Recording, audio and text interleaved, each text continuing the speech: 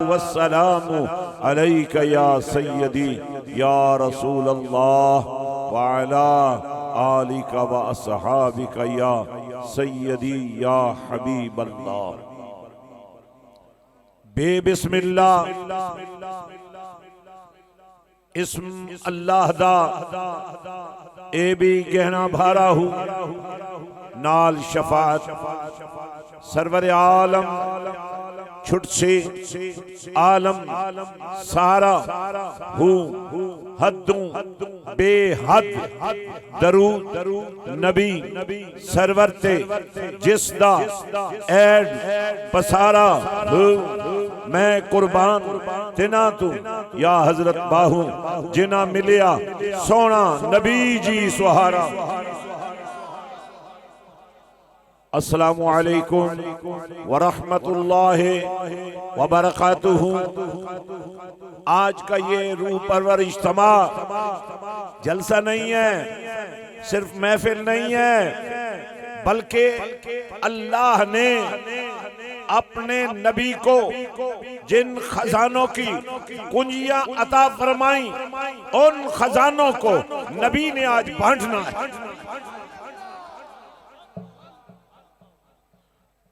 और खुश नसीब हैं वो लोग जो खुद नहीं आए, मदीने वाले ने बुला लिया है।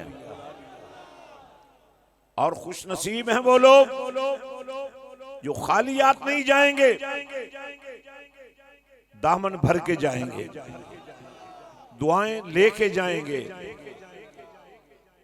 नसीब लेके जाएंगे, शिफा लेके जाएंगे और वफा भी लेके जाएंगे। हजरात ये जो इस वक्त महफिल की कैफियत है और ये जो रंग है, क्या ये दीन है? थोड़ा सा तवज्जो देंगे, ध्यान देंगे। मैंने एक ही बात समझानी है और मुझे यकीन है जैसे दूध को जाग लग जाए ना तो दूध खराब नहीं होता। पंजाबी कहते ने फिट गया, बंदा फिट गया, दूध फिट गया। उठ जाओ या बोलो और मोहब्बत से बोलो। आपने अल्लाह का नाम सीखना है। अल्लाह एक आवाज होकर कहें और मोहब्बत से कहें। तो मैं ये अर्ज कर रहा था, ये माज कोई रस्म नहीं है, ये दीन है। आप तो निकाह करें, आप तो वलीमा करें तो कार्ड पे लिखते हैं रस्म निकाह, रस्म वलीमा। हालांकि निकाह रस्म नहीं है, हकीकत है। वलीमा रस्म नहीं है, दीन है। कमली वाले की सुन्नत है, कमली वाले का तरीका है। हजरात, मैं ये अर्ज कर रहा था, उस पाक परवरदिगार ने हमें वो नबी अता फरमाया जो लजपाल भी है, करीम भी है, शफीक भी है, हरीस भी है, अजीज भी है, रहीम भी है, रऊफ भी है। यानी इसका मतलब यह हुआ कि अल्लाह ने अपने नबी को जो शानें दी हैं उनका मफहूम ही यही है कि रोते हुओं को, गमज़दों को, मजबूरों को, मजलूमों को कमली वाले ने खड़ा करना है।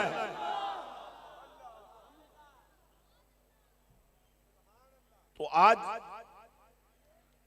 सिर्फ एक बात समझ लें, इस महफिल से मकसूद सिर्फ सवाब नहीं है, यही दीन है। और ये वो बुनियाद है जिस पर पूरे दीन की इमारत खड़ी है। मेरे आका मौला की मोहब्बत का मयार ये है कि वो लोग जिन्हें सर की आंखों के साथ ईमान की हालत में मदीने वाले का दीदार मिल गया, उन्हें अल्लाह का प्यार मिल गया, उन्हें अल्लाह की पहचान मिल गई, उन्हें अल्लाह की शनाख्त हो गई। आज दुनिया को समझ नहीं आ रही है, लेकिन चलते हैं मस्जिद नबवी शरीफ के सहन में। सहाबा का इज्तिमा है, नबी दूल्हा है, फरमाइश कर रहे हैं आका, हसन को बुला रहे हैं, फरमा रहे हैं, हसन मेरे मिंबर पे खड़े हो जाओ, मेरे आशिकों को, मेरे दीवानों को, मेरे मस्तानों को, मेरे साथ प्यार करने वालों को जरा मेरी तारीफ ही सुना दो।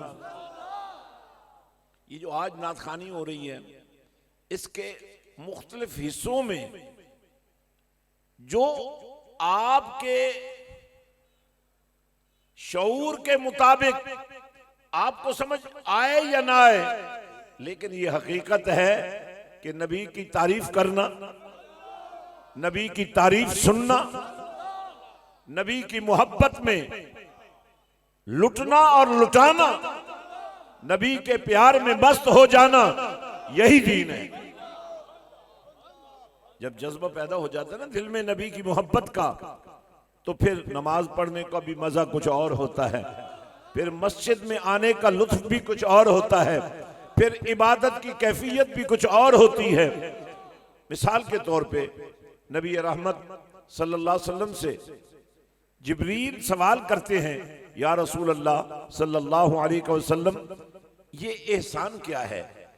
मेरे आका ने फरमाया, एहसान ये है जब तुम इबादत करो ना अल्लाह की, तो कैफियत ये बन जाए गोया कि तुम अल्लाह को देख रहे हो। हालांकि अल्लाह को देखना ही मुमकिन नहीं है, लेकिन कैफियत बन जाए, ये तुम्हारी कैफियत हो जाए गोया कि तुम अल्लाह को देख रहे हो। नहीं तो कम से कम इतना ही एहसास हो जाए कि मेरा अल्लाह मुझे देख रहा है। अब ये जो दीन का हिस्सा है ना, दीन का ये जो हिस्सा है, इसको तरीकत कहते हैं। अब उससे पहले दीन का जो हिस्सा है उसको शरीयत कहते हैं।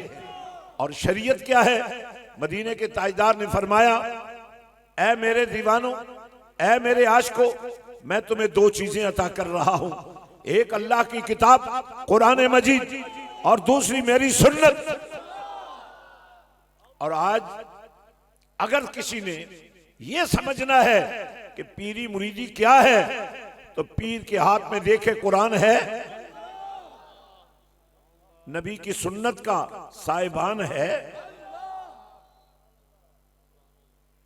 अब आपकी गाड़ी फंस जाती है, आगे बढ़ती नहीं है, या पेट्रोल खत्म हो जाता है, या टायर पंक्चर हो जाते हैं, या आपको ही नींद आ जाती है, वगरना जब गाड़ी तैयार हो जाए और सफर शुरू हो जाए, तो ये काफी नहीं है कि आपने सफर शुरू कर दिया, जरूरी है कि मंजिल आपको मिलनी चाहिए।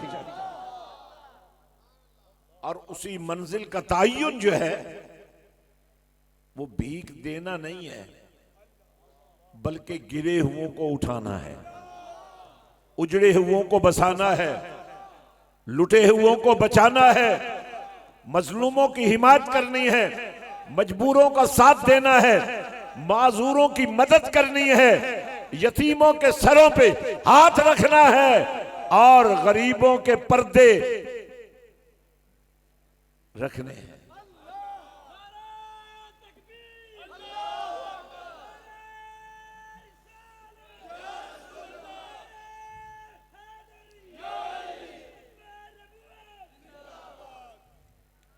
बैठ जाओ बेटे, बैठ जाओ, बैठ जाओ, बैठ जाओ। हजरात तवज्जो फरमाएं, अब जब हम तारीफ करते हैं ना किसी की, तवज्जो नहीं है, जरा जोर लगा के कहो अल्लाह, और जोर लगाओ, इधर से आवाज आए, उधर से आवाज आए, हर तरफ से आवाज आए। जब हम किसी की तारीफ करते हैं तो वो खुश होता है ना, लेकिन यहां तो मामला यह है जब हम नबी की तारीफ करते हैं तो अल्लाह खुश होता है।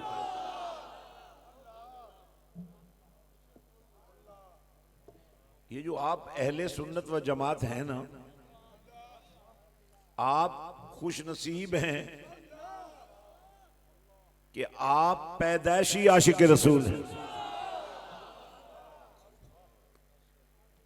थोड़ा सा मियार गिरा जरूर है, जदीद दौर के असरात हुए हैं, लेकिन यही तो हमने करना है कि इस बेटी को मां बनने से पहले फिर नबी की शहजादी के कदमों में लाके खड़ा कर। अल्लाह के पाक नबी सल्लल्लाहु अलैहि वसल्लम ने हमें शऊर दिया। तारीफ नबी की जो हम करते हैं ना, इससे शऊर पैदा होता है, इससे अकल टिकाने आती है, इससे इल्म परवान चढ़ता है, इससे तरबियत होती है, इससे किरदार संवरते हैं, इससे अखलाक बनते हैं, इससे मोहब्बतें फैलती हैं, इससे खुशबू बनती है, इससे दोस्ती, आम दोस्ती नहीं। कोई बड़ा आदमी किसी छोटे आदमी को मुंह नहीं लगाता, लेकिन अल्लाह फरमाता है जब तुम मेरे नबी की आशिक बन जाओगे ना तो मैं तुम्हें अपना दोस्त बना लूंगा। आज जरूरत इस बात की है कि ये मेला हमने सजाया है, इसको मेला ना बनने दिया जाए, इसे कुरान का हुस्न दिया जाए, इसे इसको रसूल की वफा सिखाई जाए, इस मेले को कुरान से मुज़य्यन किया जाए।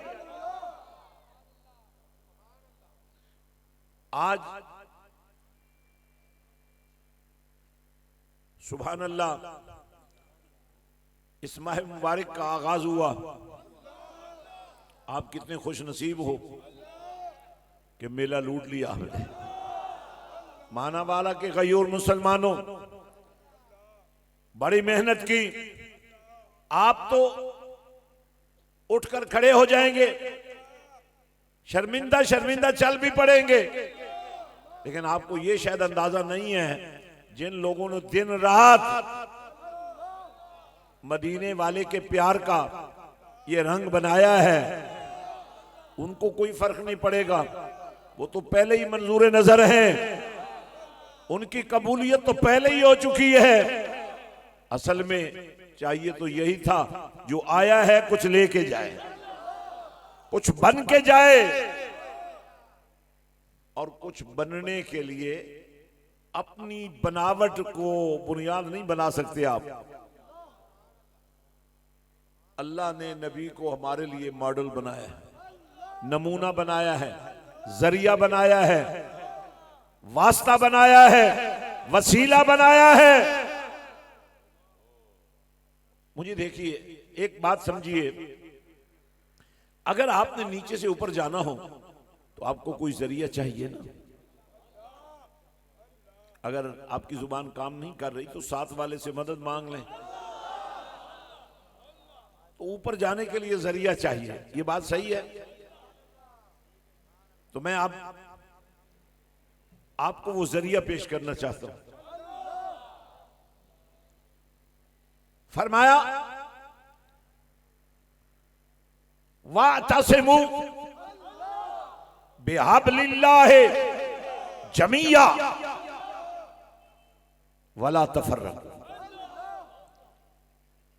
सारे मिल जाओ, अल्लाह की रस्सी को मजबूती से पकड़ लो। तो ये रस्सी क्या है? ये कुरान है। मैं अपनी गुफ्तगू खत्म कर रहा हूं। ये जो अल्लाह कर रहे हैं ना, ये आपको कुछ नहीं देंगे, आपको ही अपने लिए कुछ करना होगा।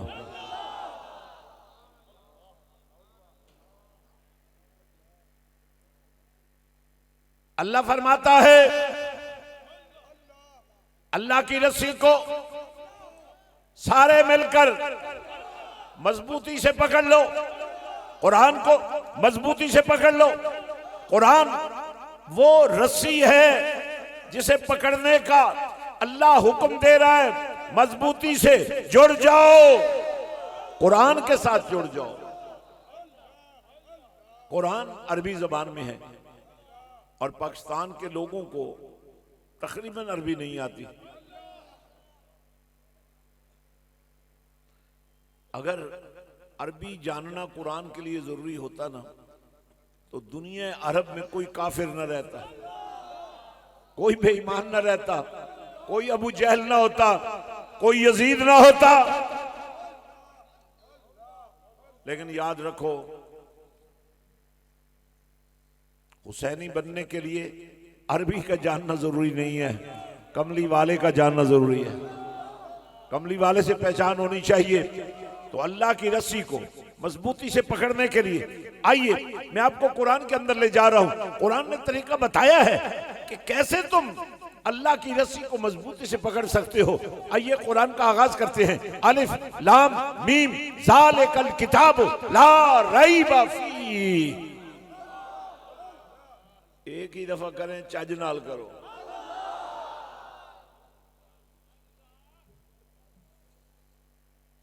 हमारे लोगों का एक तरीका है, अब जाहिर है कुछ लोग नात खानी के शौकीन भी होते हैं, कुछ लोग तकरीरों के और खतीबों के और वाइजों के बड़े शौकीन होते हैं।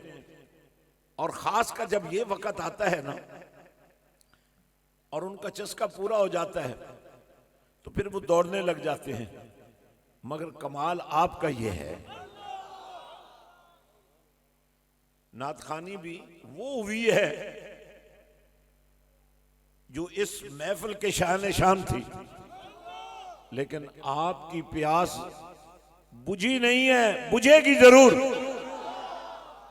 जब आपकी झोली में मदीने वाले का प्यार इस तरह आ जाएगा कि आपको कुरान से प्यार हो जाएगा। अक्सर हमने देखा है मजमे उखड़ जाते हैं, लोग फरार हो जाते हैं, लेकिन आपको पता है कि आज यहां मेरे बाहू का फैजान लुट रहा है। आज यहां फिरका वारियत की तनाबें खींची जा रही हैं। आज यहां उम्मत मुस्लिमा को मिल्लत वाहिदा बनाने का इल्जाम दिया। लोग मुझ पे सवाल करते हैं, ये जो सियासी अपसेट है, ये जो इल्जाम तराशियां हैं, ये एक दूसरे को जो गद्दार कहा जा रहा है, इसका इलाज क्या है? आज आप जब यहां बैठे हैं ना, चाहे चस्के के लिए आप किसी न किसी पार्टी में जरूर होते हैं, लेकिन आज आपने पार्टियों का रिश्ता नहीं देखा, मदीने वाले के कलमे को देखा।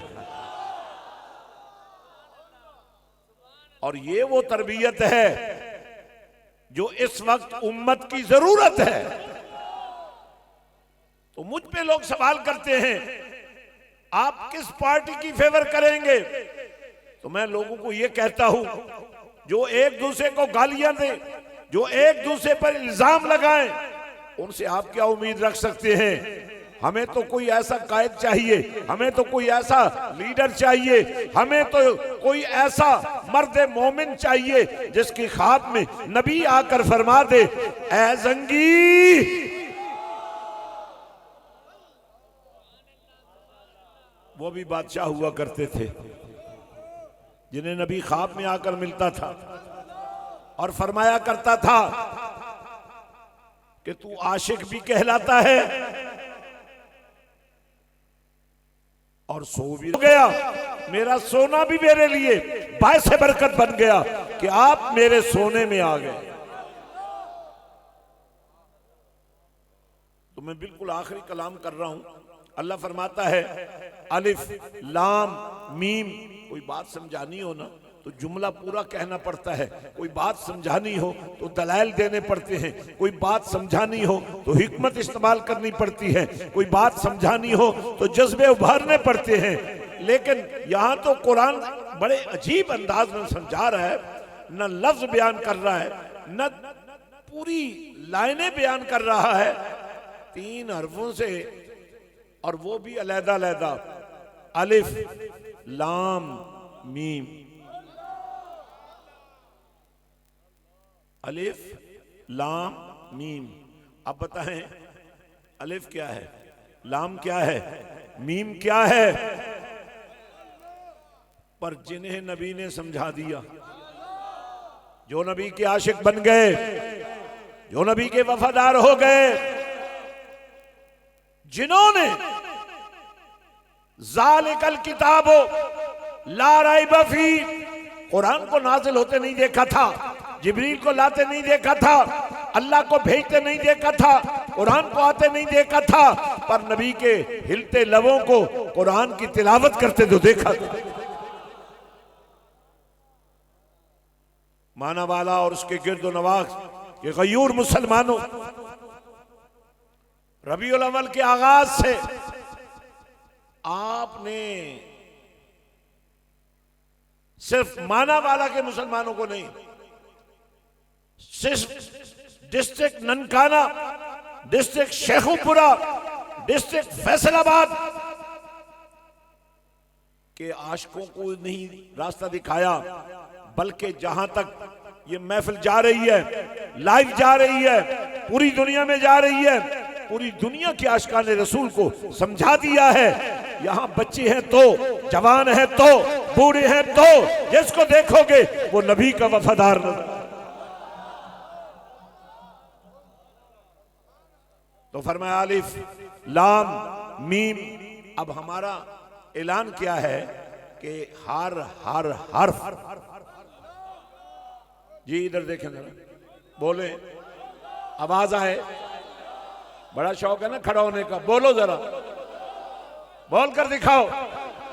जमाना देख रहा है कि तुम नबी की बोली बोल रहे हो, नबी की मोहब्बत बोल रहे हो, नबी का इश्क बोल रहे हो, नबी का दीन बोल रहे हो। क्या फायदा एक दफा मिलके कहो, 10 दफा अकेले कहने की बजाय। हजरत ये भी एक तरबियत है, सांस लो अल्लाह का नाम लो, ये भी एक तरबियत है। इधर तुम अल्लाह का नाम लो बेबसी में, बेकसी में, मजबूरी में, बीमारी में, तकलीफ में, मर्ज में, और उधर अल्लाह तुम्हारा जिक्र करे शिफा में, अता में, करम में, भरम में। आज कोई शख्स किसी की बात, किसी का ऐब, किसी का गुनाह देखता है ना, तो लोगों से बयान करता है, लेकिन अल्लाह वो मेहरबान है। नबी ने फरमाया, अल्लाह का ये फरमान है, अल्लाह की ये चाहत है कि अगर तुम्हारे सामने किसी का ऐब खुल भी जाए ना, तो तुम पर्दे डाल दिया करो। तुम्हारे रब का वादा है क़यामत के दिन अल्लाह तुम्हारे पर्दे खुलने नहीं देगा, तुम्हारे पर्दों पर, तुम्हारे ऐबों पर पर्दे डाल देगा। तो मैं अर्ज कर रहा था, अलिफ लाम मीम, अलिफ से अल्लाह, लाम से जिब्रील, मीम से मोहम्मद।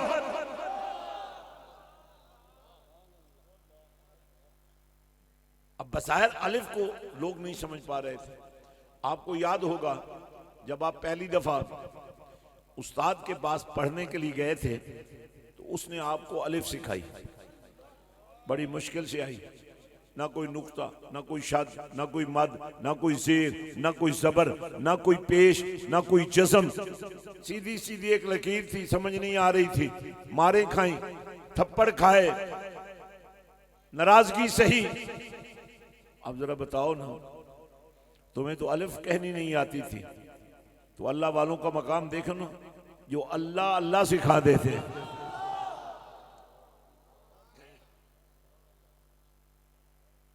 माना वाला के गयूर मुसलमानों, पीरी मुरीदी ये नहीं है कि तुम हमारे मुरीद हो, तुम किसके मुरीद हो। पीरी मुरीदी ये है कि तुम और हम सब मदीने वाले के नौकर हैं। रसूलुल्लाह के वफादार हैं। जब किसी के बनोगे तो फिरका बन जाएगा, जब किसी के बनोगे तो टूट जाओगे, जब किसी के बनोगे तो बिखर जाओगे, मुंतशिर हो जाओगे, और जब नबी के बनोगे तो उम्मत बन जाओगे। तो फरमाया अलिफ लाम मीम, अल्लाह की रस्सी को मजबूती से पकड़ो, और अल्लाह की रस्सी से मुराद कुरान है, और कुरान से मुराद इसके सिपारे हैं, इसकी सूरतें हैं, इसकी आयतें हैं, इसके लफ्ज हैं, इसके हर्फ हैं। और जब हर हर्फ कुरान का नबी के प्यार की गवाही दे रहा हो सकता है आपको इख्तलाफ हो जाए किसी के तर्जे कलाम से, हो सकता है आपको इख्तलाफ हो जाए किसी के तरीक़े कार से, लेकिन जब तुम नजर उठाकर देखोगे ना मस्जिद नबी शरीफ का वो मंजर, बोले आवाज नहीं आई मुझे, ये पैगाम है मैं जो तुम्हारे साथ तुम्हारे घरों तक भेजना चाहता हूं। अब हमारे साथी जो है ना, वैसे शॉपिंग हमारे घरों की कौन करता है? औरतें। कौन करता है? बोले। बाजारों की जीनत कौन है? औरतें। काश थोड़ा सा अकल आप इस्तेमाल कर लेते, एक हिस्से में खवातीन को भी बिठा देते, उन्हें भी मदीने वाले का प्यार सीखने का मौका मिल जाता, उन्हें भी रसूल पाक की अदाओं को समझने का मौका मिल जाता। पर्दे का इंतजाम कर देते, जहां सारा कुछ किया है ये इंतजाम भी कर देते। तो अब कुरान को मजबूती से पकड़ना है और अलिफ से शुरू करते हैं। कुरान को भेजने वाला अल्लाह, इसीलिए कहा अलिफ। लाने वाला कौन है? जिब्रील। लाने वाला कौन है? जिब्रील। जीम पहला हर्फ है ना, तो जीम नहीं आया, लाम आया है। क्यों? इसलिए कि लोगों को समझ आ जाए अल्लाह वो है जो मालिक है, खालिक है, परवरदिगार है, रब है, और जिब्रील नौकर है। आदाब का तकाजा यही था। कुरान लाने की तरतीब में भी, कुरान के आने की तरतीब में भी, कुरान पहुंचाने की तरतीब में भी अल्लाह ने हमें आदाब सिखाए हैं। अल्लाह भेजने वाला बोले, अगर ज़ाहिर है कुछ लोगों का शऊर उस लेवल का नहीं होता, अगर मैं आपकी जगह बैठा होता और मेरे पास से कोई महफिल से उठ रहा होता तो मेरा सलूक वो नहीं होता जो आप एक दूसरे से करते हैं। महरूम कर देते हैं, एक दूसरे को महरूम कर देते हैं। जाता है तो जाए, और ये समझाओ खाली हाथ क्यों जाता है, कुछ लेकर जाए। आप मुझे बताएं दोस्ती क्या है? खाली हाथ भेजना या दामन भर के भेजना? तो बदनसीब है वो लोग जो बैठे यहां हैं मगर शायद उन्हें तस्व्वुर मुस्तफा नहीं बना है। हमारा अकीदा पता क्या होना चाहिए? हम यहां से पुकारें, हम यहां से पढ़ें, हम यहां से भेजें दरूद और सलाम, और आका मदीने से सुने। तो एक सवाल पैदा होगा आपसे कोई पूछ सकता है, मदीना तो बड़ी दूर है, चाहे कोई चीज दूर हो या नजदीक हो, तो जब ये म्यार बन जाए कि फलां चीज दूर है, हाथ नहीं पहुंच सकता, नजर नहीं पहुंच सकती, तो जाहिर है फिर दूर ही है ना।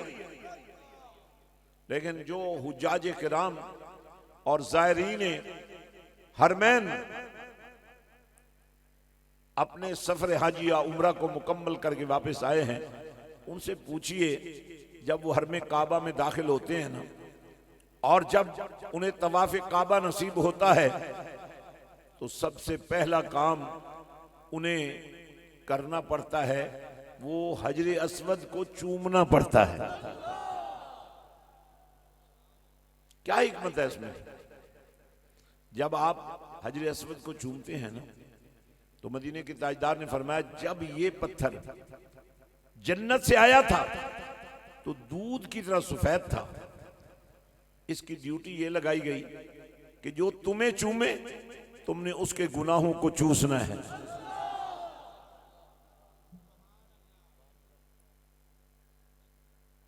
सिर्फ उस वक्त की जरूरत को सामने नहीं रखा गया, क़यामत की सुबह तक की कैफियत को सामने रखा गया।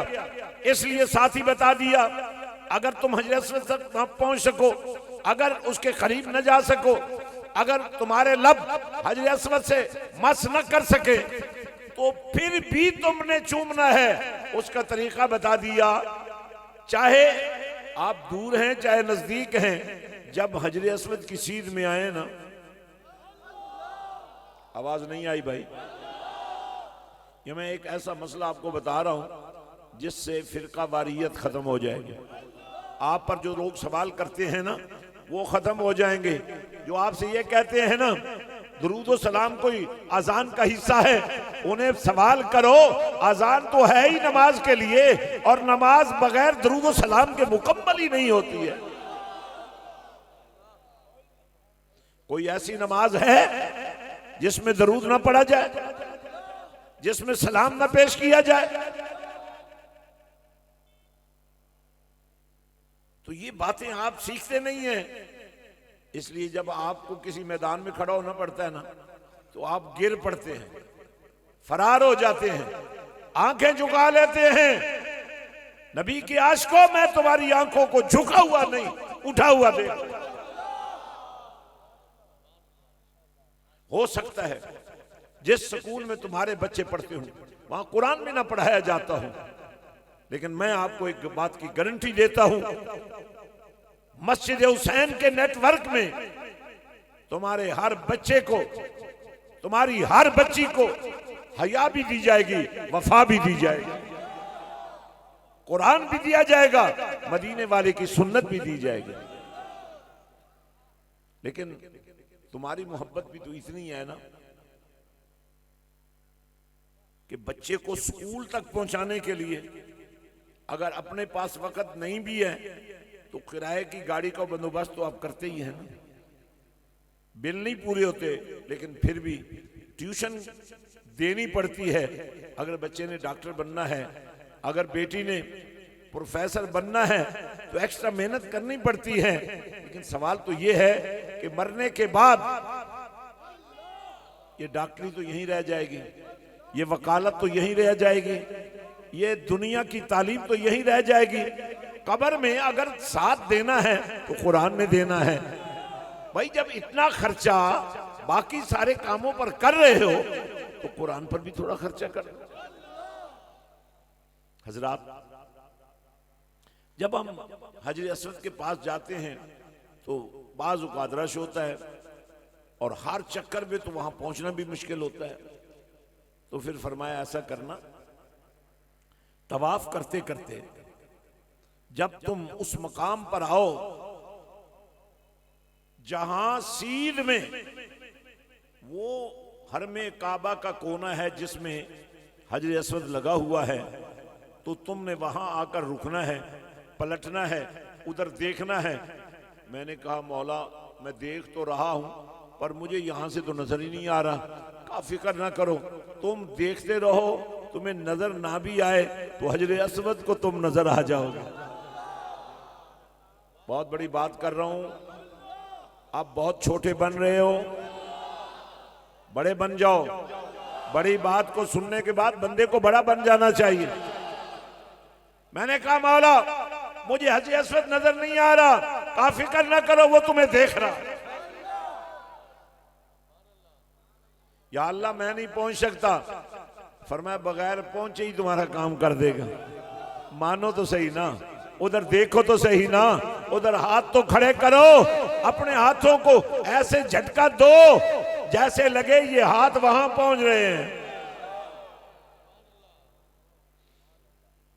अगर वहां नहीं भी पहुंचे तो नहीं ना, चाहे इतनी दूर थे, चाहे इतनी दूर थे, तो हजरत असवद के करीब तो नहीं थे, दूर थे।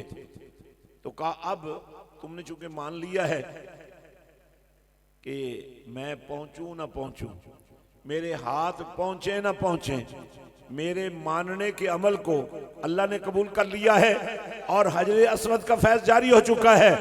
अब जल्दी से मैंने उस फैज को पाने के लिए, अपने गुनाहों की स्याही को धुलने के लिए मैंने अपने ही हाथों को चूम लिया। कभी आपने नबी का नाम सुनकर, मुहम्मदुर रसूलुल्लाह का नारा सुनकर अपने अंगूठों को चूमा है? कभी आपसे किसी ने सवाल किया है, ये तुम अपने अंगूठों को चूम रहे हो, क्या कर रहे हो? और कभी तुमने बताया है कि मैंने अंगूठों को नहीं चूमा, मैंने तो नामे मोहम्मद को चूमा है? तो कहने वाला आपसे कहेगा, कहां नामे मोहम्मद, कहां तुम्हारे अंगूठे? बस तुम उससे ऐसा से कह देना, कहां हजर असवद? नहीं, मुझे समझ नहीं आई तो आपको क्या खाक समझ आएगी? फिर कह देना हजर असवद को नहीं देख सका, वहां नहीं पहुंच सका। अगर वो पत्थर हो के मुझे देख रहा है, मैं अपने हाथों को चूम रहा हूं, फिर भी हजरत असवद मुझे अपना फैज दे रहा है, तो अल्लाह ने जिस नबी को इस कायनात के लिए रहमतल लिल आलमीन बना के भेजा है, और जो नबी अपने दर पे आने वालों को खाली नहीं भेजता, अपने मानने वालों को शर्मिंदा नहीं होने देता, अपने आशिकों को किसी के आगे दामन फैलाने की इजाजत ही नहीं देता। मैंने कहा मौला ये पत्थर है,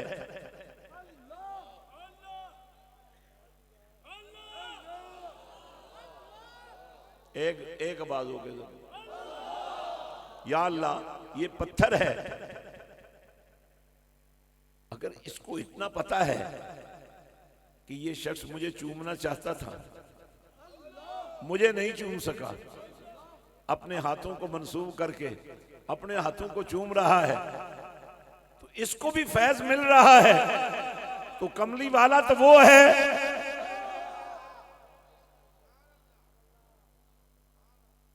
जिसे अल्लाह ने आलमीन के लिए, सारे जहानों के लिए रहमत बना के भेजा है।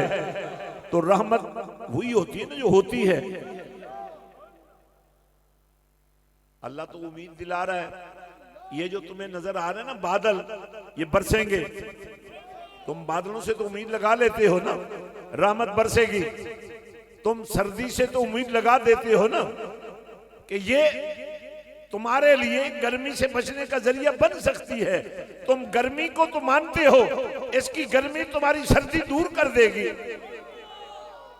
तो यार जिस नबी को अल्लाह ने रहमत बनाकर भेजा है, जिस नबी को अल्लाह ने अपनी बारगाह तक तुम्हें लाने का जरिया बना के भेजा है, तो वो नबी तुम्हें अकेला क्यों छोड़ेगा?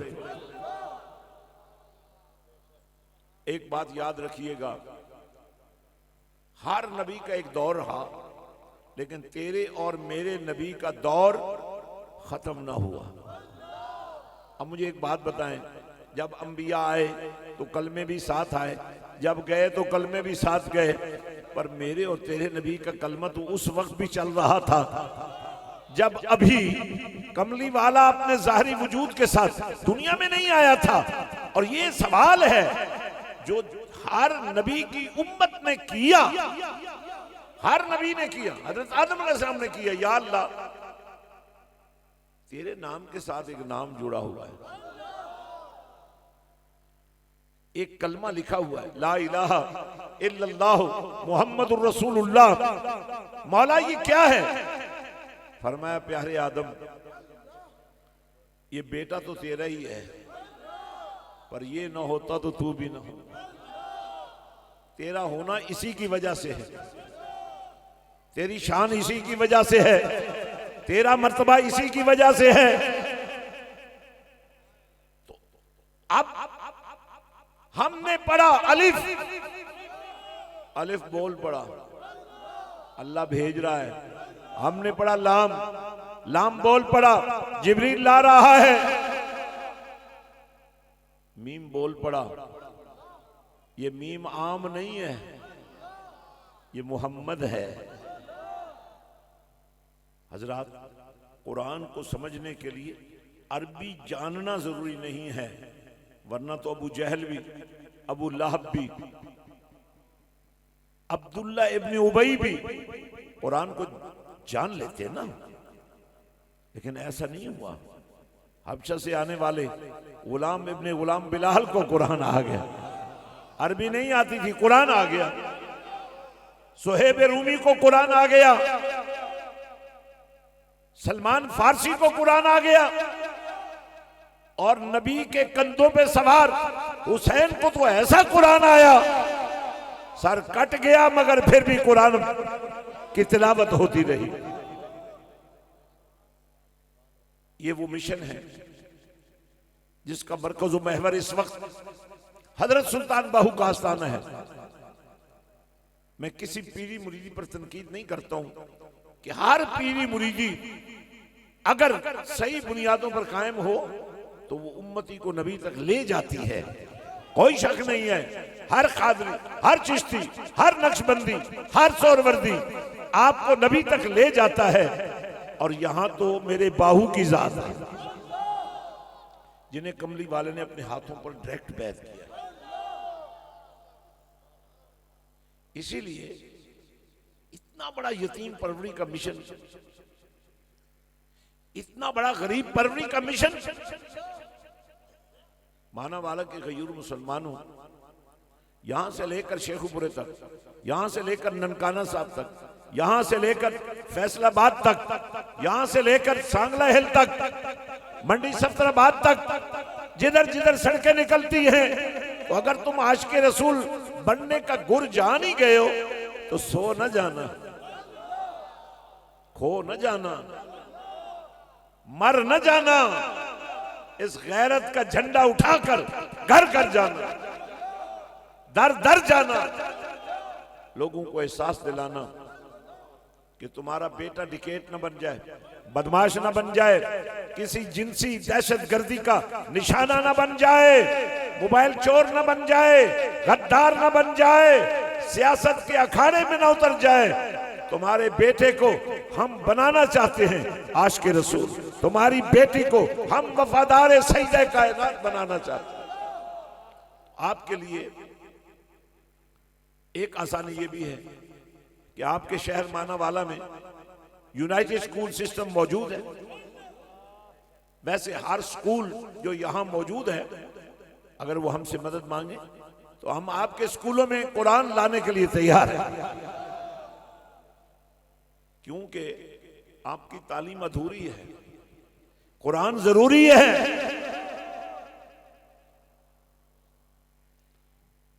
और अगर चूंकि जो ये स्कूल है ना, इनको मेंटेन करने के लिए फीस सिस्टम बहुत जरूरी है, वरना न मियार बनता है, न क्राइटेरिया बनता है, न तालीम उस लेवल की होती है। इसीलिए हमने मस्जिद हुसैन, जिसमें 10,000 स्टूडेंट्स के लिए हर मुसल्ले पर एक स्टूडेंट हमने बिठाना है। यतीम है तो वो भी आ जाए, गरीब है तो वो भी आ जाए, और अमीर इसलिए आ जाए कि वो बाप के होते हुए यतीम है, उसे सारी तालीम मिल रही है, कुरान नहीं मिल रहा है। आज की बेटी ने कल मां बनना है, उस मां को, कल की मां को ऐसी तरबियत तो देनी जरूरी है जिसका जिक्र 1400 साल पहले मदीने वाले ने फरमा दिया था, मां की गोद पहली दरसगाह बना दो। आपके बच्चे को घर से ही, मां की गोद से ही इश्क रसूल का सौदा मिल जाए। हमने आपके लिए कुछ चीजें तैयार की हैं कि ये रास्ते इनसे चलकर आपको मदीने वाले तक पहुंचना आसान हो जाए, हुजूर की मोहब्बत का हक अदा कर सकोगे। वगरना आप यही समझोगे कि महफिल ही काफी है, आप यही समझोगे कि नात खानी पर पैसे लुटाना ही काफी है, आप यही समझोगे, पीर साहब के हाथ चूमना ही काफी है, आप यही समझोगे कि इमाम साहब के नारे लगाने ही काफी हैं। नहीं भाई, इससे आगे भी एक दुनिया है। ये तो बुनियाद रखी है ना हमने, आगे दीवारें भी तो खड़ी करनी है, आगे छत भी तो डालनी है।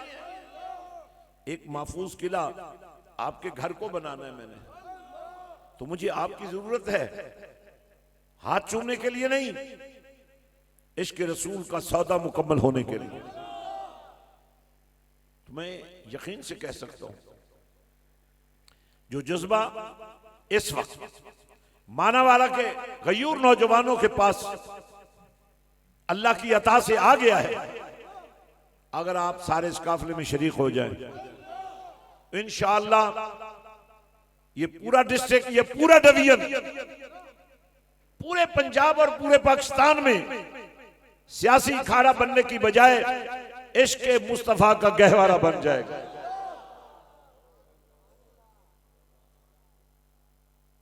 आपने देखा अल्लामा रफ़ाकत कादरी साहब, आपने देखा हमारे मुख्तलिफ नात खान बड़ी मोहब्बत से, हमारी तरफ से कोई तकाजा नहीं होता, लेकिन उन्हें भी अपनी आकबत की फिक्र होती है। वो ये कहते हैं कि अगर हमने अपने घर में ये माल जमा कर भी लिया तो हिसाब देना पड़ेगा, और अगर यही माल अल्लाह की राह में खर्च हो गया उसका हिसाब हमें मिलने वाला है। हजरात, 3 काम आपके ज़िम्मे लगा रहा हूं।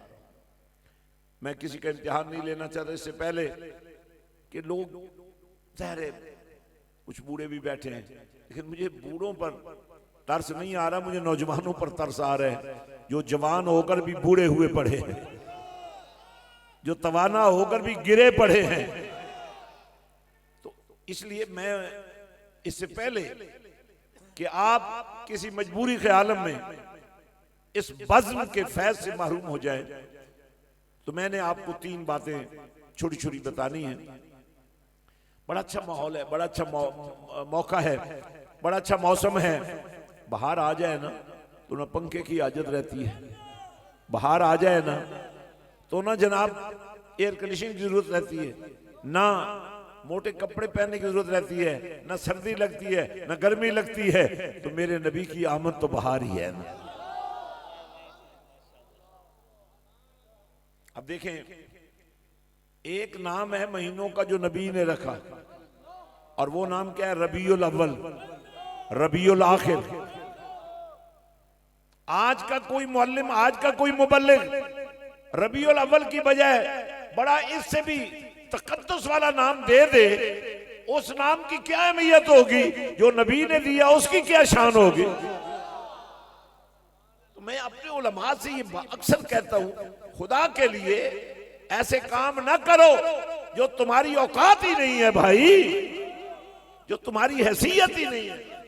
अब बाजार देखा जाए तो जब हम रबीउल अव्वल को रबीउन नूर कहते हैं, लगता ऐसा ही है कि यार बड़ा कमाल कर दिया इस शख्स ने, बड़ा कमाल कर दिया इस जमात ने। लेकिन भाई तुम्हें किसने हक दिया कि नबी के रखे हुए नाम को तुम तब्दील करो? और ये अपनी जहालत को अपने पास रखो। हुजूर ने जो नाम अता किए मुझे बताओ ना यार, बोलो ना, बोलो। ये हुजूर के दिए हुए नाम कैसे हैं और मेरे और तेरे बताए हुए नाम कैसे हैं?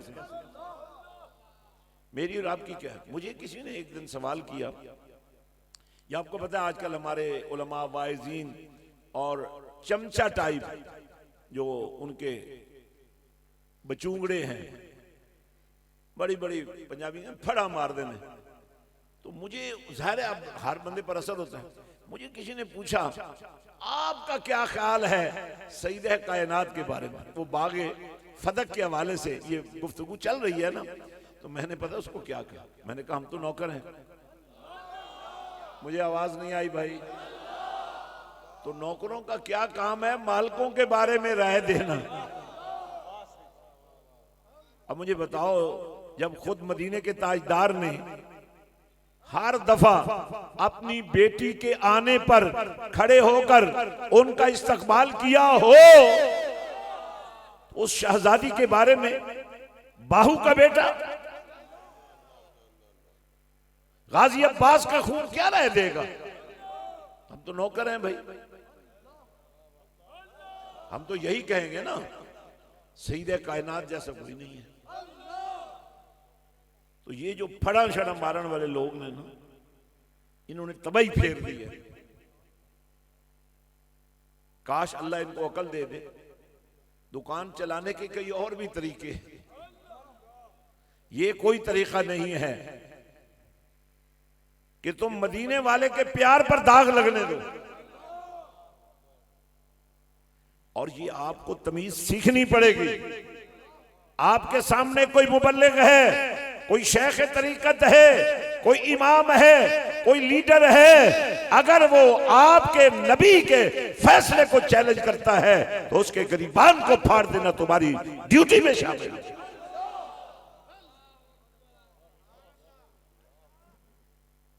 आपकी मस्जिद में जो मिंबर पड़ा हुआ है, हमारे इलाके में उसको कहते हैं मिंबर रसूल। आपके इलाके में क्या कहते हैं? जिनको पता है वो बोले। तो क्या ये वो मिंबर है जो रसूल पाक का था? नहीं, आमिना के लाल ने एक दफा ये फरमा दिया कि ये मेरा घर है, ये मेरा मिंबर है। एक दफा कह दिए तो अब क़यामत की सुबह तक मस्जिदें अल्लाह के घर होंगी, लेकिन उनमें पड़ा हुआ मिंबर मिंबर रसूल होगा। आप मुझे बताएं, हम तो मिंबर रसूल जब तक नहीं गया न गए हमारा ईमान मुकम्मल नहीं हो। तो इन मिंबरों पर बैठने वाले जब लतीफे सुनाते हैं और जब नबी की इज्जत पर हमले करते हैं, नबी के दीन को टुकड़े टुकड़े करते हैं, तो क्या वो मिंबर रसूल पर बैठने के लायक है?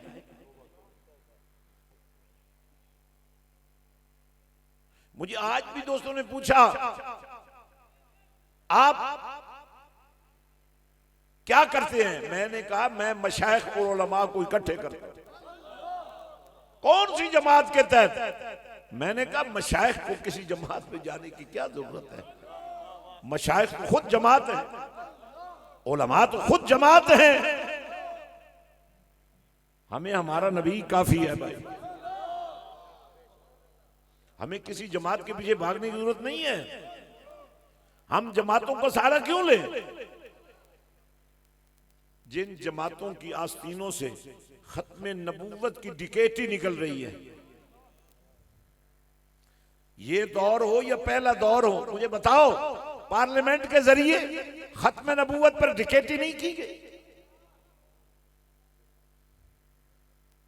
आप यकीन करें, मैंने उस वक्त नवाज शरीफ को कहा था, मियां साहब खत्मे नबूवत से गद्दारी नहीं होनी चाहिए, वरना तुम्हारा वो हशर हो जाएगा कि तुम अपनी पहचान खो बैठोगे। मैंने इमरान खान को कहा है, इमरान खान लाख गलतियां करो पर्दा पड़ जाएगा, लेकिन नबूवत के गद्दारों को नबूवत के खत्मे नबूवत के मिशन से छेड़छाड़ न करने देना।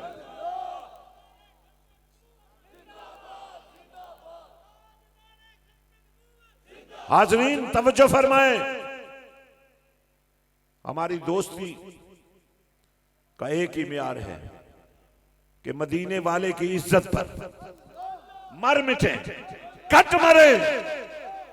अब मुझे एक बात बताओ, अगर आपकी ख्वाब में मदीने वाला आ जाए, अब बड़ा इससे बड़े क्या तुम्हारे लिए एजाज हो सकता? तो क्या ऐसा नहीं होता रहा है? ये कल की बात है ना, गाजी फैसल को पूछा गया उससे, यार 15-16 साल का नौजवान है, तूने इतना बड़ा काम कर दिया है। उसने कहा मेरी तरतीब देखी है तुमने? मैंने आकर उससे सवाल किया है, उसका जवाब सुनने के बाद मैं जज बन गया। इस जज से तो 1 साल में फैसला नहीं हो सका, इन वकीलों से वकालत नहीं हो सकी। उसने कहा मैंने अदालत के अंदर नबी के खत्म नबूवत की अदालत लगा दी है। कहा इतनी जुर्रत तुम में कैसे पैदा हुई? कहा जब नबी खुद फरमा दे। मैं भी इस हक में हूं कि आपको कानून को हाथ में नहीं लेना चाहिए, और जो कानून गरीब वो वैसे ही पैरों में पड़ा हो, पांव की ठोकरों में आ रहा हो। हम कल मोटरवे से गुजर रहे थे, वैसे कभी किसी ने नहीं रोका, तो वो इत्तेफाक से हम जब निकले तो उसमें दाखिल होना था, वो इनका जो सिस्टम है पर्ची देने लेने का, तो वहां मोटरवे पुलिस खड़ी। अब उन्होंने कहा जी उतर खड़ी, हमने खड़ी की, साथ ही उन्होंने पूछा जी आपकी ये जो लाइटें लगी हुई हैं ये तो नहीं होनी चाहिए। अब सुने बात, हमने उससे बहस नहीं की, लेकिन जब उसे ये पता चला ना कि ये सुल्तान बहू वाले, तो हाथ भी चूमे, माजरत भी की। लेकिन मुझे बताएं, जब कानून इतना अंधा हो जाए, लाइसेंस का नहीं पूछा, गाड़ी के कागज नहीं पूछे, ये आपके साथ जो सलूक हो रहा है यही हो रहा है ना। हाँ जी, बम्पर पर इजाफी लाइटें क्यों लगी हैं? मैंने कहा जिन्होंने गाड़ी बनाई है ना उन्होंने उधर से ही लगा कर भेजी है, पर मुझे पता था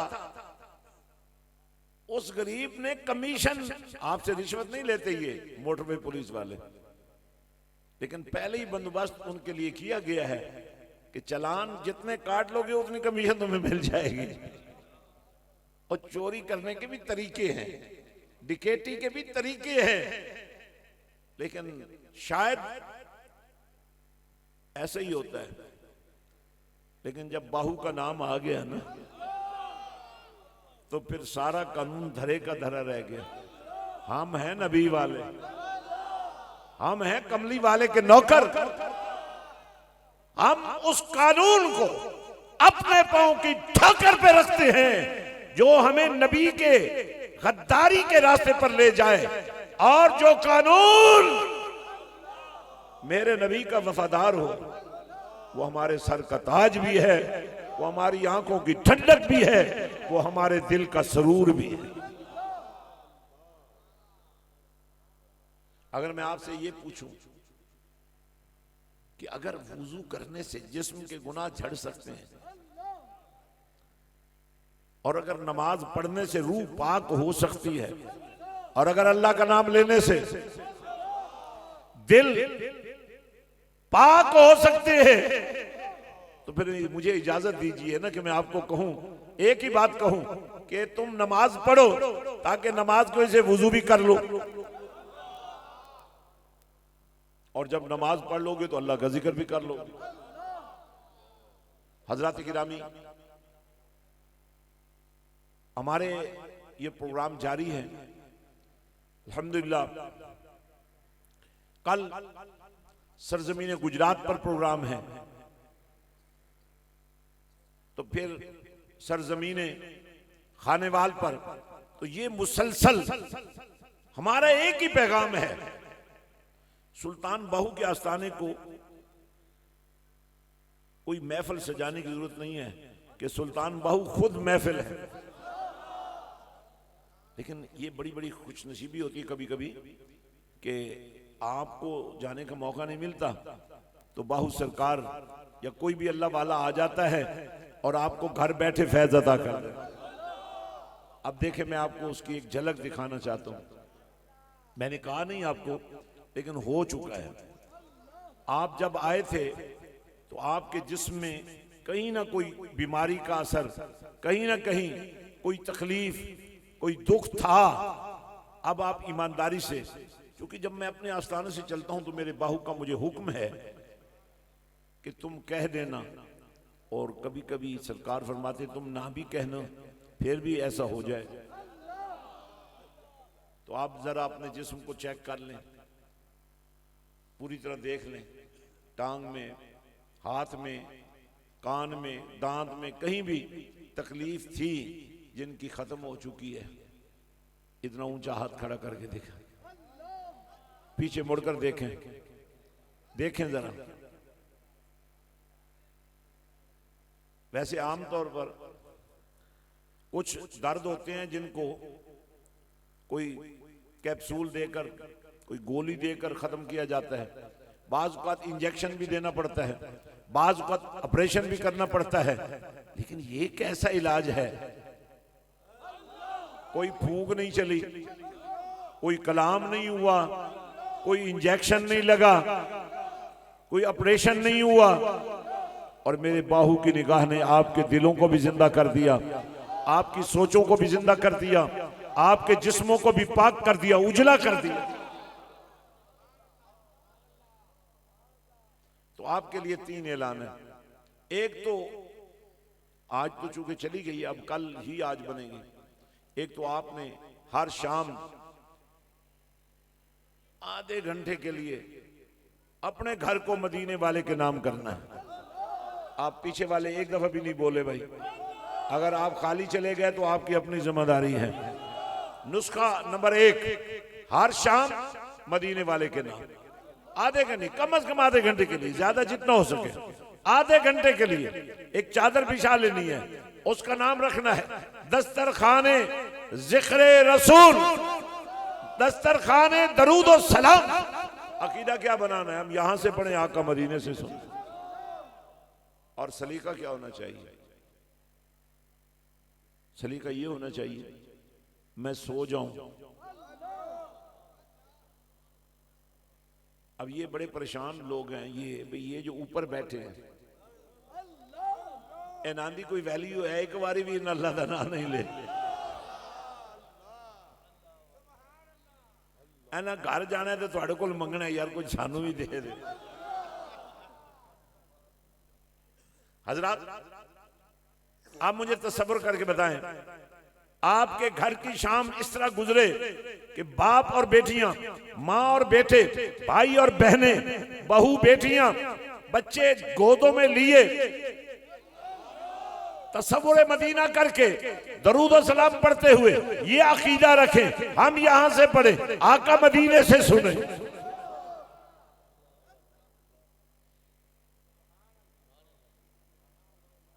अब कहते हैं नमाज के अंदर नबी को सलाम कहना वाजिब है। अस्सलामु अलैका अय्युहन नबी व रहमतुल्लाहि व बरकातुहू। तो आपको कोई अगर अस्सलामु अलैकुम व रहमतुल्लाहि व बरकातुहू कहे तो आपको क्या करना है? वाजिब क्या है? आपको वालेकुम अस्सलाम व रहमतुल्लाहि व बरकातुहू कहना है। या उम्मती, उम्मती को, अपने मुसलमान भाई को सलाम का जवाब दे, वाजिब है। अब जब अल्लाह ने अपनी नमाज में नबी का सलाम रख दिया है तो फिर ये फिरकाबाजी कैसी है? और ये तमाशा कैसा है कि नबी नहीं सुनता और तू को ठेकेदार लगे हुए हैं? तू सुनना है कि नबी ने सुनना है? बोल यार, बोलना। ओ खोते दे खोते आ, तू सुनना है कि नबी ने सुनना है? तू एवं ही चबला मारी जा रहा है, भाई नबी नहीं सुन सकता। दीन को तुम्हारी मर्जी के मुताबिक तो अल्लाह ने नहीं बनाया। इसलिए मेरे भाइयों, आपने आधा घंटा लगाना है और जितना दरूद पढ़ना है ना, 1000 दफा, 500 दफा, वो आपने, वो नंबर आपको अभी तक मिला है या नहीं मिला, ले लें। और मैं साथियों से कहूंगा कि वो आपको अभी कार्ड मिल जाएगा, उस पर नंबर लिखा हुआ है दरूद वाला। और जो पढ़े लिखे हजरात हैं उनके लिए वेबसाइट हमने बना दी है, markaz-e-darood-o-salam.com, markaz-e-darood.com। और आपको पता है कल शाम पहली शाम थी रबीउल अव्वल शरीफ की, और आज तकरीबन, वैसे रोज 26 करोड़ आता था, आज से तकरीबन 30 करोड़ शुरू हो चुका है। और मुझे लगता है कि ये तरीका कार आगे बढ़ेगा। अब आपने पढ़ा 1000 दफा, आपने पढ़ा 5000 दफा, आपने मैसेज कर दिया मरकज़-ए-दरूद में, वहां है 30 करोड़। तो आपका 1000 30 करोड़ को 1000 नहीं बनाएगा, आपका 1000 30 करोड़ में मिलकर 30 करोड़ बन जाएगा। अब आप मुझे बताएं, अगर आपको घर बैठे रोजाना 30 करोड़ दरूदो सलाम का नूर पहुंचे तो बरकत का म्यार क्या होगा, करम का म्यार क्या होगा, अता का म्यार क्या होगा। और अल्लाह तो पहले ही ऐलान कर रहा है, इन्ना आतैना कल कौसर, सोने जो कुछ मेरा है ही तेरा। तो हजरात, आज से बस आपने जलसों का फैजान अपनी जगह पे, महफिलों की मेहरबानी अपनी जगह पे, नात खानी का लुत्फ अपनी जगह पे, लेकिन आपने अपने बच्चों और बच्चियों के साथ बैठकर जब तस्वुर मदीना करके दरूद भेजना है ना, उसका लुत्फ अपनी जगह पे। ये आ रहे हैं आपके पास, फिक्र ना करें, सबको मिलेगा, तवज्जो रखें। अब दूसरा काम आपने करना है, यहां आप कल स्कूल खुलना है भाई, दी यूनाइटेड, सुते पे हो स्कूल वाले, कल खुलना है ना। ये कौन सी गली में है भाई? ये स्कूल रोड पे दी यूनाइटेड स्कूल सिस्टम। कल वहां जाएं, बच्चों को भी ले जाएं, दिखाएं, वहां का माहौल देखें, वहां के बच्चों का तरीक़ेकार देखें। अगर आप चाहते हैं कि आपके बच्चे भी आशिक़े रसूल बन जाएं, और अगर आप ये समझें कि हम तो फीस नहीं दे सकते, तो मैं आपको ऑफर करता हूं, आप मेरे पास ले आए दरबार शरीफ पर। आज है पहली रबीउल अव्वल, तो 10 रबीउल अव्वल को हम महफिल नहीं करते, हम इश्क करते। तो आपको भी इश्क सिखा रहे हैं। आप 10 रबीउल अव्वल को दरबार शरीफ पर आए, मस्जिद हुसैन की जियारत भी करें और बच्चों को भी ले आए, वो माहौल दिखाएं। मैं तो दुआ करता हूं, या अल्लाह हर मस्जिद का सेहन मस्जिद हुसैन की तरह खुल जाए, हर मस्जिद में स्कूल कॉलेज यूनिवर्सिटी बन जाए। स्पेशली चूंकि बहुत छोटे बच्चे, जाहिर माँ बाप से दूर रहना उनका मुश्किल होता है, इसलिए अगर आप हिफ्ज कराना चाहते हैं और कहीं ऐसा स्कूल आपको नहीं मिल रहा है, तो middle pass, matric pass, FA pass बच्चों और बच्चियों को हमारे पास ले आए। बहुत आला पर्दे का निज़ाम है। हमारे पास बीएस कोर्सेज मौजूद हैं जीसी यूनिवर्सिटी फैसलाबाद की एफिलिएशन के साथ। तो इंशाअल्लाह आपके बच्चों और बच्चियों को हम अपने पास रखेंगे, उन्हें आशिक़े रसूल बनाएंगे, वफादार हुसैन बनाएंगे, आपकी मोहब्बत सिखाएंगे, माँ बाप के हुकूक सिखाएंगे, यतीम परवरी का तरीका बताएंगे, गरीब परवरी का सलीका सिखाएंगे। तो दूसरा इरादा आप ये बना लें कि आपके बच्चे या बच्ची को हाफिज कुरान होना चाहिए, यही बना लें। अगर यहाँ कोई इंतजाम है, किसी मोहल्ले में कोई मदरसा है, कोई और निज़ाम है, वैसे मैंने रिक्वेस्ट की हुई है हमारे दी यूनाइटेड स्कूल सिस्टम मानावाला से, अगर उन्होंने कोई इंतजाम हिफज का किया हुआ है तो बता दें। कोई है भाई स्कूल का नुमाइंदा? ही है तो थले वड़ जाओ, ए तखत पहुंच दे है तो की फायदा है।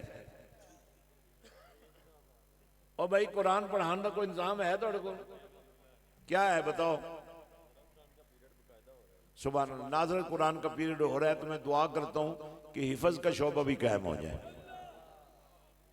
इरादा फरमाएं जनाब, आप कल ही 10 बच्चे ले आए, परसों से हिफ्ज़ कुरान भी शुरू हो जाएगा। कम से कम 10 बच्चे तो ले आए, क्या ख्याल है? और पूरे माना वाले से 10 बच्चे हिफ्ज़ नहीं कर सकते, लेकिन वो जिसका होगा उसी का ही होगा ना, वो तुम्हारा नहीं होगा। और हाफिज कुरान क़यामत के दिन जब अल्लाह के दरबार में पेश होगा ना, तो कमली वाले आका ने फरमाया, अल्लाह फरमाएगा ये हाफिज कुरान इन्ना औखा होके जो दे रहे हैं तो सौखा होके आगे जाके दो भाई। जरूर अपना मैदान जंग है, मगर मस्जिद नहीं तो आगे जा सकना भाई। जी तवज्जो फरमाए ना। तो मेरे नबी ने फरमाया क़यामत के दिन अल्लाह ताला हाफिज कुरान को फरमाएगा, अगर तुम्हारे अब्बा जी, तुम्हारी अम्मा जान, भाई जान, तुम्हारे खानदान का कोई फर्द किसी गलती की वजह से जहन्नम चला भी गया है ना, तो तेरे पास तो कुरान का नूर है, गिनता जा 10 अफराद तक तुम्हारे खानदान के जो लोग हैं जो जहन्नुम में जा भी चुके हैं, कुरान का सदका उन्हें जहन्नुम से निकाल कर जन्नत में दाखिल कर दो। अब क्या वजह आपका हर बच्चा हाफिज कुरान क्यों नहीं हो सकता? कोई फौत हो जाए तो क्या करते हो? कुरान पढ़वाते हो। तो जब अपना बच्चा हाफिज कुरान होगा, अब पता है आजकल जो मैं माजरत के साथ ये बात कर रहा हूं, जाहिर है इसमें खताएं भी हैं, हमारी भी होंगी, क्योंकि पहले जमाने में कुरान पढ़ा जाता था। अब ना घर लोग पढ़ते हैं ना उधर कोई पढ़ाई का इंतजाम होता है। अब जिनको कहा जाता है ना भाई कुछ खत्म भिजवा दो, तो वो भी एक दफा अलहमशीफ पढ़ते हैं तो ज़ाहिर है एक कुरान पाक खत्म हो जाता है, और 3 दफा सूरत अखलास पढ़ते हैं तो ज़ाहिर है उससे भी एक खत्म तो हो ही जाता है ना। अगर 100 खत्म आपको कोई दे ना तो समझ लेना कि ये वो सूरत वादिया वाला खत्म है। ये मैं आपको सही बता रहा हूं। तो कोशिश करो यार, तुम्हारा अपना बच्चा हाफिज़ कुरान हो, तुम्हारी अपनी बेटी कारिए कुरान हो जाए, तो अल्लाह ताला के दरबार में ये अर्ज है कि वो हमारी मदद फरमाए, हम एक दूसरे का हाथ पकड़ें, और इंशाअल्लाह अज़ीज़ दुआ से पहले सलाम भी पढ़ा जाएगा। और बहुत सारे नौजवान आज भी ऐसे मौजूद हैं जिन्हें पहले तो पीरी मुरीदी का पता ही नहीं है, वो पता नहीं किस दुनिया में रहते हैं। अच्छा कुछ हैं तो वो लापरवाह हैं, वो सोचते हैं यार ऐसे रौले जना ही बहुत है। अब वो रौला क्यों इसलिए कहते हैं, भाई पीर साहब आन के फिर भी नजराना देना पड़ेगा, तो जी पीर साहब को जाओगे तो फिर भी नजराना देना पड़ेगा। तो मैं आपको यकीन दिलाता हूँ, बाहू का ये बेटा गाजी अब्बास के अलमदार होने की अजमत की कसम खाकर कहता है कि मुझे आपसे अपने लिए कुछ नहीं चाहिए, मैं आपका भी और सारे पीरों का भी जो आज तक आप देते रहे हैं वो रिटर्न आपको देना चाहता हूं। आका की उम्मत के हर यतीम का हाथ पकड़ना चाहता हूं। इसलिए जब तुम देते हो ना, वो मेरे पास अमानत होती है और उसमें मैं किसी को खयानत नहीं करने देता हूं। मैं बड़ा खुश होता हूं जब आप नात खानों की खिदमत करते हैं, तो जाहिर है उनको भी जरूरत तो होती है ना, लेकिन जब आप उठ उठ कर आते हैं ना मस्जिद हुसैन के लिए और अपने ईमान की बका के लिए और गरीब परवरी के लिए और यतीम परवरी के लिए, तो मेरा दिल उस वक्त इतना चौड़ा हो जाता है कि अभी नबी की उम्मत मरी नहीं है, अभी गरीब परवरी खत्म नहीं हुई है। तो मैं दावत दूंगा, हम सलाम पढ़ेंगे और सलाम के दौरान बहुत सारे नौजवान, कई बुजुर्ग भी, आज आपने मुरीद नहीं होना, आज मेरे बाहू ने आपको मुरीद करना है। तो ये थोड़ा सा हिस्सा जो है ये आप उन लोगों को दे देंगे।